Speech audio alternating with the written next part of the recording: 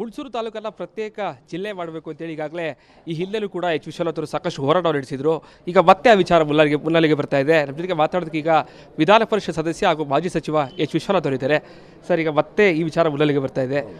ಈ ವಿಚಾರದ ಬಗ್ಗೆ ಯಾವ ರೀತಿ ಜನರಿಗೆ ಅರಿವು ಮೂಡಿಸ್ತಾ ಇದ್ದೀರಾ? ಶಾಸಕರೆಲ್ಲ ಯಾವ ರೀತಿ ಗಣನೆ ತಗೋತಾ ಇದ್ದೀರಾ ಸರ್? ಇಲ್ಲ, ನಮ್ಮ 6 ತಾಲೂಕಿನ 4 ಶಾಸಕರಿದ್ದಾರೆ. ನಮ್ಮ ಹುಣಸೂರಿನ ಹರೀಶ್ ಗೌಡರು, ಪಿರಿಯಾಪಟ್ಟಣದ ಮಂತ್ರಿ ನಮ್ಮ ವೆಂಕಟೇಶ್ ಅವರು, ಹೆಗ್ಗಡದೇವನಕೋಟೆ ಅನಿಲ್ ಚಿಕ್ಕಮಾದೂರು ಮತ್ತು ಇನ್ಯಾವುದ್ರಿ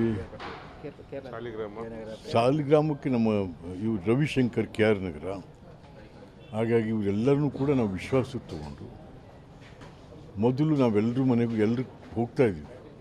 ನಾವೊಂದು ಟೀಮು 4-5 ಕಾರಲ್ಲಿ ಎಲ್ಲ ಶಾಸಕರ ಊರುಗಳಿಗೆ ಹೋಗಿ ಅಲ್ಲಿ ಜನರನ್ನೆಲ್ಲ ಕೂರಿಸಿ ಮಾತಾಡಿ, ಅಲ್ಲಿಯ ಮಾಧ್ಯಮದವ್ರ ಜೊತೆನೂ ಕೂಡ ಮಾತಾಡಿ ಆ ತಾಲೂಕಲ್ಲಿ ಎಲ್ಲರ ವಿಶ್ವಾಸವನ್ನು ತೆಗೆದುಕೊಂಡು ಹುಣಸೂರಿನ ಜಿಲ್ಲೆ ಮಾಡುವಂಥದ್ದಕ್ಕೆ ಪ್ರಾಮಾಣಿಕ ಪ್ರಯತ್ನ ನಾವೆಲ್ಲ ಕೂಡ ಮಾಡ್ತೇವೆ.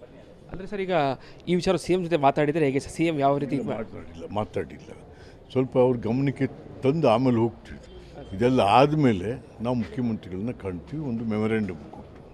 ಶಾಸಕರೆಲ್ಲ ನಿಮ್ಮ ಪರವಾಗಿದ್ದಾರೆ ಅಂತ ಅನ್ಸುತ್ತೆ ಸರ್? ಅಂತ ಶಾಸಕರೇ ನನ್ನ ಪರವಾಗಲ್ಲ, ಜಿಲ್ಲೆ ಇದು ಜಿಲ್ಲೆ ಯಾರೋ ಒಬ್ಬನ ಪರ, ಜಿಲ್ಲೆ ಆಗಬೇಕು ಅನ್ನೋ ಪರ ಶಾಸಕರುಗಳು ಸಾಮಾನ್ಯವಾಗಿದ್ದಾರೆ. ಅಂದರೆ ಏನು ಸಮಸ್ಯೆಗಳಾಗ್ತಿದೆ ಸರ್ ಅಂತೆ, ಎಸ್ಪೆಷಲಿ ಈಗ ಹುಣಸೂರೆಲ್ಲ ಪ್ರತ್ಯೇಕ ಮಾಡೋದಕ್ಕೆ? ಯಾಕಂದರೆ ಈಗ ಹುಣಸೂರು, ಪಿರಿಯಾಪಟ್ಟಣ, ಹೆಗ್ಗಡದೇವನಕೋಟೆ, KR ನಗರ ಇವು ವರ್ಲ್ಡ್ ಫೇಮಸ್ ಟೊಬ್ಯಾಕೊ ಬೆಳಿತೀವಿ ನಾವು. 100 ಕೋಟಿ ಆದಾಯ ಕೊಡ್ತಾ ಇದ್ದೀವಿ.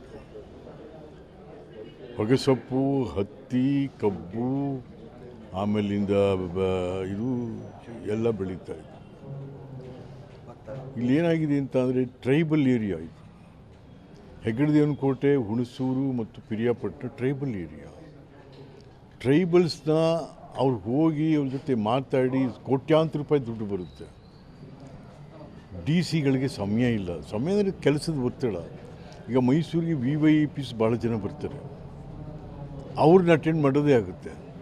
ಅದ್ರ ಜೊತೆಗೆ ಸೆಂಟ್ರಲ್ ಪಾರ್ಲಿಮೆಂಟ್ ಕಮಿಟೀಸ್ ಬರ್ತವೆ, ಸ್ಟೇಟ್ ಅಸೆಂಬ್ಲಿ ಕಮಿಟೀಸ್ ಬರ್ತವೆ.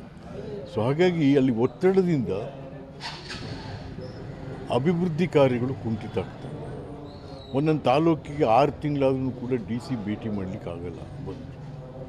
ಹಾಗಾಗಿ ಇದೆಲ್ಲವನ್ನೂ ಕೂಡ ನಮಗೆ ಸರಿಯಾದ ರೀತಿಯಲ್ಲಿ ನಮ್ಮ ಅಭಿವೃದ್ಧಿ ಮತ್ತು ಆಡಳಿತ ಇವೆಲ್ಲ ಆಗಬೇಕು ಅಂತಕ್ಕಂಥದ್ದು. ಬಿಕಾಸ್ ನಾವು ಸಂವಿಧಾನದಲ್ಲಿ ಒಪ್ಕೊಂಡಿದ್ದೀವಿ, ನಾವು ಇದನ್ನೆಲ್ಲ ಸರಿಯಾದ ರೀತಿಯಲ್ಲಿ ಅಭಿವೃದ್ಧಿ ಆಗಬೇಕು. ಸಣ್ಣ ಈಗ ನೋಡಿ, ನಮ್ಮ ತಾಲೂಕುಗಳಲ್ಲಿ 20-21 ಪಂಚಾಯತ್ಗಳಿದ್ದು, ಈಗ 41-45 ಪಂಚಾಯತಿಗಳಾಗಿದೆ. ಸಣ್ಣ ನಾವೇ ಮಾಡ್ಕೊಂಡಿದ್ವಿ. ಹಾಗಾಗಿ ಚಿಕ್ಕ ಜಿಲ್ಲೆ ಆಗೋದ್ರಿಂದ ನಮ್ಮೆಲ್ಲರಿಗೂ ಕೂಡ ಜನಕ್ಕೆ ಅನುಕೂಲ ಆಗುತ್ತೆ, ಅಭಿವೃದ್ಧಿಗೆ ಜಾಸ್ತಿ ಒತ್ತು ಕೊಡ್ತಾರೆ. ಈ ಹೋರಾಟ ಯಾವಾಗ ಶುರು ಆಗುತ್ತೆ ಸರ್ ಅಂತ? ಇಲ್ಲ, ಹೋರಾಟ ಇಲ್ಲ. ಹೋರಾಟ ಆಗಲಿ ಸಂಘರ್ಷ ಆಗಲಿ ಅವಶ್ಯಕತೆ ಇಲ್ಲ. ಯಾಕೆಂದರೆ ಮುಖ್ಯಮಂತ್ರಿಗಳು ನಮ್ಮ ಜಿಲ್ಲೆಯವರೇ, ಸಿದ್ದರಾಮಯ್ಯನವರು. ಹಾಗಾಗಿ ಸಿದ್ದರಾಮಯ್ಯನವ್ರನ್ನ ಮತ್ತು ನಮ್ಮ ಮಹದೇವಪ್ಪನವರು ಜಿಲ್ಲಾ ಸಚಿವರು, ನಮ್ಮ ವೆಂಕಟೇಶ್ ಅವರು ಕೂಡ ಚಾಮರಾಜನಗರ ಸಚಿವರು, ನಮ್ಮ ತಾಲೂಕು, ಎಲ್ಲರನ್ನೂ ಕೂಡ ವಿಶ್ವಾಸದಿಂದ ನಾವು ಈ ಜಿಲ್ಲೆ ಆಗೋದಕ್ಕೆ, ಅಭಿವೃದ್ಧಿ ಮಾಡಲಿಕ್ಕೆ ಪ್ರಯತ್ನ ಪಡ್ತೀವಿ. ಯಾವ ಸಂಘರ್ಷ, ಆಂದೋಲನ, ಹೋರಾಟ ಅಲ್ಲ.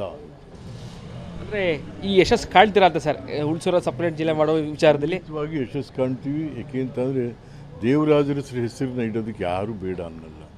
ಬಿಕಾಸ್ ದೇವರಾಜರ್ಸ್ ಅಂತ ದೊಡ್ಡ ಜನತಂತ್ರ ವ್ಯವಸ್ಥೆಯಲ್ಲಿ, ಜನಾದೇಶ ಪಡೆದಂಥ ಸರ್ಕಾರದಲ್ಲಿ ಬಹಳ ಗಣನೀಯವಾಗಿ ಸೇವೆ ಸಲ್ಲಿಸಿದಂಥವರು.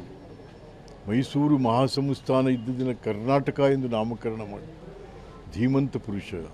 21 ಲಕ್ಷ ಎಕರೆ ಭೂಮಿಯನ್ನು ಹಂಚಿದಂಥವ್ರು. ಜೀತ ವಿಮುಕ್ತಿ, ಸಾಲ ವಿಮುಕ್ತಿ, ಮನೆ, ಸೈಟು, ಸಾವಿರಾರು ಹಾಸ್ಟೆಲ್ಗಳು ಎಲ್ಲ ಜನಾಂಗದವ್ರಿಗೂ ಕೂಡ. ಹೀಗೆ ಭಾಳ ಅಕ್ಷರಕ್ಕೆ, ಅನ್ನಕ್ಕೆ, ಆರೋಗ್ಯಕ್ಕೆ ಹೆಚ್ಚು ಒತ್ತು ಕೊಟ್ಟಂಥವರು ದೇವರಾಜರು. ಹಾಗಾಗಿ ಅವ್ರ ಹೆಸರನ್ನ ಯಾರೂ ಬೇಡ ಅಂತ ಹೇಳೋದು. ಇದಿಷ್ಟು ಮಾಜಿ ಸಚಿವ ಎಚ್ ವಿಶ್ವನಾಥ್ ಅವರ ಮಾತುಗಳು. ಅಂದರೆ ಈಗಾಗಲೇ ನಾವು ಯಾವುದೇ ರೀತಿ ಹೋರಾಟವನ್ನು ಮಾಡಲು ಬಂದಿಲ್ಲ, ಜೊತೆಗೆ ಸಂಘರ್ಷವನ್ನು ಮಾಡೋದಿಲ್ಲ, ಬದಲಾಗಿ ಎಲ್ಲರನ್ನೂ ವಿಶ್ವಾಸಕ್ಕೆ ತೆಗೆದುಕೊಂಡು ಹುಣಸೂರು ತಾಲೂಕನ್ನು ಮೈಸೂರಿಗೆ, ಅಂದರೆ ಹುಣಸೂರು ತಾಲೂಕನ್ನು ಪ್ರತ್ಯೇಕ ಜಿಲ್ಲೆಯನ್ನು ಮಾಡ್ತಿಲ್ಲ ಅನ್ನೋ ಮಾತುಗಳನ್ನು ಹೇಳ್ತಾ ಇದ್ದಾರೆ. ಕ್ಯಾಮ್ರಾ ಪರ್ಸನ್ ಸಚಿವ ಜೊತೆಗೆ ವಿನೋದ್ ಪಡವಳ್ಳಿ, ಕನ್ನಡ, ಮೈಸೂರು.